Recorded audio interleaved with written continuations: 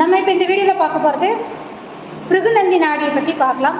திருப்பூர்லேருந்து உங்கள் காளீஸ்வரி பேசுகிறேங்க. பிருகுநந்தி நாடி அப்படிங்கிற ஒரு ஜோதிடத்தில் பார்த்தீங்கன்னா நாடி முறைகள் அப்படிங்கிறதுல 3 விதி இருக்குதுங்க. பிருகுநந்தியில் முக்கியமாக நம்ம பலன் எடுக்கிறதுக்கு 3 விதிமுறைகளை ஃபாலோ பண்ணுறோம். அது என்ன அப்படின்னு சொல்லி பார்த்தீங்கன்னா, கிரக அமைப்புகளில் நாடி அப்படின்னாலே ஒரு கிரகம் நாடி செல்லும் அமைப்பை வைத்து நம்ம சொல்லக்கூடிய பலன் தான் இந்த நாடி ஜோதிடம் அப்படிங்கிறது. ஓலைச்சுவடியில் பார்க்கக்கூடிய நாடி அதெல்லாம் நாடியில் நிறைய டிஃப்ரென்ஸ் இருக்குது. இது ஜாதகத்தை வச்சு நம்ம பார்க்கக்கூடிய ஒரு அமைப்பு அப்படின்றது தான்.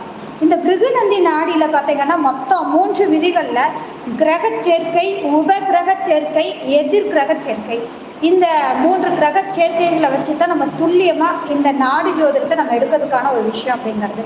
அப்போது இந்த பிருகுநந்தி நாடியில் ஆண்களுக்கு குருவை மையமாக வச்சு